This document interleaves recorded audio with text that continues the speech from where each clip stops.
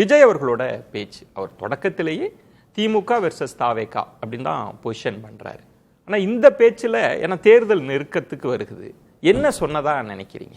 எல்லாம் நோக்கி நகர்றார் விஜய்? இல்லை, அந்த பேச்சை விட இன்னைக்கு காலையில் ஒரு ட்விட் ஒன்று போட்டிருந்தாங்க தலைமை கழகத்திலேருந்து.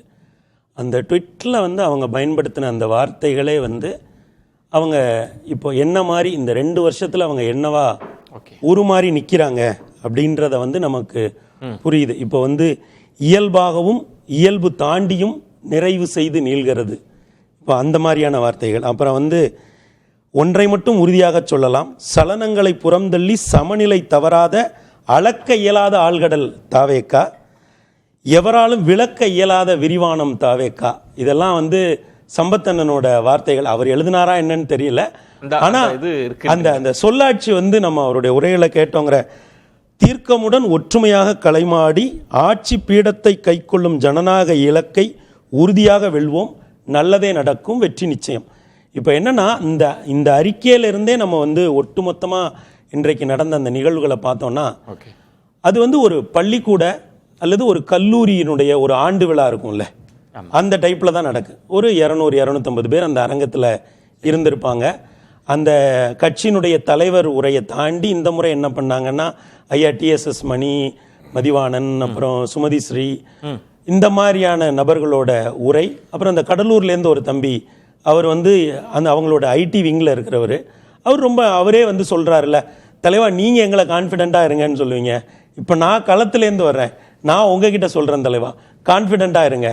இப்போ இந்த மாதிரி அந்த விழாவை அவங்க இந்த தடவை கொஞ்சம், அதாவது 2 தன்மை அதீதமா நீங்க நம்பிக்கை இருந்தாலும் கான்ஃபிடென்ட் அப்படின்னு பேசலாம். ஆமா, இல்ல 2 தரப்புமே கான்ஃபிடென்ட்டா இல்லைன்னு வைங்களேன். கீழே இருக்கிறவங்களும் தலைவா கவலைப்படாதீங்க கான்ஃபிடென்ட்டா இருங்க, தலைவருமே நீங்களும் கான்ஃபிடென்ட்டா இருங்கன்றது 2 எக்ஸ்ட்ரீம் இருக்கு. இதுல தாவேகா எந்த இடத்துல? அவங்க கான்ஃபிடென்ட்டா இருக்காங்க. அதனால தான் நான் சொல்றேன், அவங்க இந்த 3ஆம் ஆண்டு விழாக்கு எந்த ஆர்ப்பாட்டமும் இல்லையே, எதுவுமே இல்லையே. ரொம்ப மணி இப்ப நான் வெளிப்படையா கேட்கறது, திமுக அணி அப்படின்னு சொல்றாரு, பலமான அணி, அதை வீழ்த்தக்கூடிய ஒரே மக்கள் சக்தி இயக்கம் தாவேகா அப்படின்னா என்ன டேட்டா இருக்கு? ஓகே, அவர் பாஜக அப்படின்றார், அதிமுகவை எப்படி அவர் பொருட்படுத்தாம இருக்கிறார். 2வது 3வது அவர் என்ன சொல்றாருன்னா, கருத்து கணிப்பெல்லாம் எடுத்து பாருங்க, அதுக்கு ஒரு விளக்கம் சொல்றார். முதல்வரையே தூக்கத்திலிருந்து எழுப்பி கேட்டா அவர் விசில் தான் சொல்லுவார். இது கிட்டத்தட்ட ரொம்ப ஓவர் ரேட்டடா இருக்கு. இல்ல சார், நீங்க அந்த டோனை பாருங்க சார். 2 வருஷம் ஆச்சுல அந்த இயக்கம் ஆரம்பிச்சு, ஒரே டோன் தானே சார் அவர் மெயின்டைன் பண்றாரு. திமுக எதிர்ப்பு, கொஞ்சம் பாஜக எதிர்ப்பு, அப்புறம் ரொம்ப அப்போ உள்ள அந்த இஷ்யூஸை லைட்டா தொட்டு பேசுறது, அப்புறம் கடைசியா நல்லதே நடக்கும், கான்ஃபிடென்ட்டா இருங்க, அவ்வளவுதானே. இதுல என்ன சார் 2 வருஷமா அப்போ ஒரு தீர்மானமான தெளிவோட தானே அவர் அரசியலுக்கு வந்திருக்காரு சார். இப்போ முன்ன பின்ன போதும் சார், நீங்க ஒரு பெரிய ஆண்ட கட்சி, இன்னைக்கு பிரதான எதிர்கட்சியா இருக்கிற அதிமுகவை நீங்க பேரை கூட சொல்லாம பாஜக தலைமையிலான அணி அப்படின்னு அதிமுகவை தட்டி விடுறீங்க. பாஜகவுக்கு இடமே தரல. திமுகவை ரொம்ப சொல்றீங்க, அது பழைய காலம், அது துருபிடிச்ச போன காலகட்டத்தில் இருக்கிற மாதிரி சொல்லிட்டு அப்படி ஒரு நம்பிக்கையோட பேசலாம், எல்லாருக்கும் உரிமை இருக்கு. என்ன அப்படி களத்துல என்னத்தை கண்டுட்டாங்கன்னு நான் கேட்கிறேன் சார். அவங்க என்னத்தை கண்டாங்க காணலங்கிறது 2வது. ஆனா அவங்களுக்கு ஒரு நம்பிக்கை இருக்கா? அவங்க பாதையில இருந்து விலகாம போறாங்க. சீமான் அவர்களும் நம்பிக்கையை வெளிப்படுத்துறாரு. அவரோட நம்பிக்கைக்கு விஜயோட நம்பிக்கை, நீங்க கரெக்டா சொல்றீங்க. ஐயா சீமான புரிந்து கொண்டால் தான் ஐயா விஜய புரிய முடியும். ஏன்னா ஐயா சீமான் என்ன சொல்றாரு, 2 பேருக்கும் மாற்றுங்கிறாரு. ஐயா சீமான் பேசாத பேச்சா, அவர் கொடுக்காத பேட்டிகளா, அவர் கொடுக்காத உரைகளா, எவ்வளவு ஒரு விஷயத்தை எடுத்து அவர் அப்படி உடைக்கணும்னு நினைச்சாருன்னு வைங்க, அப்படி சுக்குநூறா உடைச்சிருவார். இந்த ஐயா சீமான் களத்துக்கு வந்த பிறகு அவர் எந்த ஒரு பிரச்சனையிலையும் பேசாம இருந்ததே இல்லை, எல்லா பிரச்சனைகளையும் பேசியிருக்காரு. அதுவும் அவருக்கே உரிய தனித்துவத்தோட அந்த பிரச்சனையை பிரித்து சொல்வார். அப்படி இருந்துமே கூட அவருடைய வாக்கு சதவீதம் 2 தேர்தலில் எங்க இருக்கு அப்படிங்கிறத நீங்க மனசுல வச்சுக்கோங்க.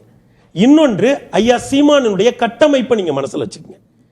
இந்த 2ஐயும் நீங்க புரிஞ்சுக்கிட்டீங்கன்னா, ஐயா சீமானினுடைய கட்டமைப்பு என்னவா இருக்கு, அவர் வாக்கு சதவீதம் என்னவா இருக்கு, ஐயா சீமான் அவருடைய உரைகள், பேட்டி, நேர்காணல், இதெல்லாம் என்னவா இருக்கு, வாக்கு சதவீதம், இந்த 2ஐயும் புரிஞ்சுக்கிட்டீங்கன்னா ஐயா விஜய் ஏன் இப்படி ஒரு பாதையை தேர்ந்தெடுத்தார் அப்படிங்கறத என்ன, அதுதான் சொல்றேங்க. நாங்க தான் மாற்று, ஒவ்வொரு வீட்டிலும் ஒரு விஜய் இருக்காருன்னு சொல்றாருல்ல. மாற்றுங்கிறத அவர் எல்லாத்துலயும் காட்டுறாரு. இல்ல சார், ரசிகரா இருக்கிறாங்கன்றத வச்சு ஐயா நான் உங்களுக்கு ஒரு உதாரணம் சொல்றேன். இல்ல ஒரே ஒரு மணி, அவரோட பேச்சுன்றது 2ஆ இருக்கும். வியூக வகுப்பாளர்கள் சொல்லுவாங்க, நீங்க இப்படிதான் உங்களை பொசிஷன் பண்ணிக்கணும், ஏன்னா ஊடக வெளிச்சம் இருக்கு, அப்படின்னு சொல்றது வியூகமா இருக்கலாம். இல்லைன்னா அவர் நம்புறாரா ரசிகர்கள் ஒவ்வொரு வீட்டுல இருக்கிறவங்க எல்லாம் போட்டுருவாங்கன்னு இது ரெண்டுல ஏதாவது ஒண்ணுதான். இதுல ஒரு அரசியல் இருக்குங்க ஐயா. இப்போ திமுக அதிமுகவுக்கு மாற்றுன்னு சொல்லி வந்த பல தலைவர்கள் தமிழ்நாட்டில் பெரிய பெரிய கூட்டங்கள், பெரிய பெரிய பேரணிகள் அப்படி நடத்தியே அவங்க கூட பயணம் செஞ்சவங்க ஒரு நேரத்தில் கலைச்சு போயிடுவாங்க. இதுக்கு பல உதாரணங்கள். அப்போ நீங்க அப்படிலாம் பண்ணக்கூடாதியா. ஏன்னா உதாரணம் இருக்கு. நீங்க வந்து அஇஅதிமுக திமுகங்கிறது ரெண்டு பேரும் ஆண்ட கட்சிகள்.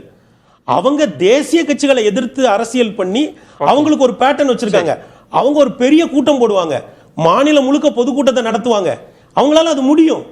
அப்ப நீங்க மாற்றுன்னு சொல்லிட்டு வர்ற தலைவர்களும் அதே பாதையில போனப்போ கூட போய் நிக்கிறவங்க செலவழிக்க முடியாம போயிருவாங்க. இல்ல அதெல்லாம் ஓகே. நீங்க சொல்றது முதல் விஷயம் இல்ல மணி, நீங்க சொல்றது ஓகே. முதல் விஷயம் முடிச்சிடுறேன்.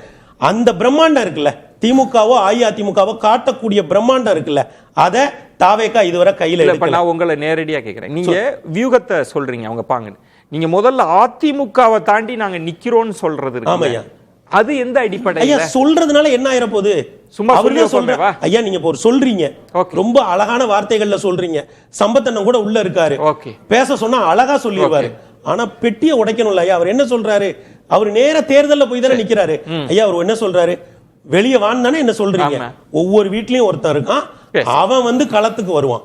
அப்ப என்னன்னா, அவர் இந்த இருவரும் கட்சிகளை நன்றாக புரிந்து வைத்திருக்கிறார். அவங்களுக்கு மாற்றுன்னு சொல்லிட்டு அவங்க பாதையிலேயே நம்ம போனோம்னா நம்ம மாட்டிப்போம். புது பாதை. அப்ப நமக்கு ஒரு பாதை இருக்கு, இது பைபாஸ் வழியா தான் போக முடியும். அந்த பாதையில நம்ம போக முடியாது. அப்போ இதுல அவருக்கு முன்னேற்ற கழகங்கள் பற்றிய மதிப்பீடு சரியாக இருக்கிற காரணத்தினால்தான் அவர் முன்னேற்ற கழகங்கள் காட்டுகிற எந்த பிரம்மாண்டத்தையும் காட்டாம, அது சொற்களா இருக்கலாம் இல்ல கூட்டமா இருக்கலாம், ஒரு எளிய பாதையில அவர் போறாரு. ஓகே.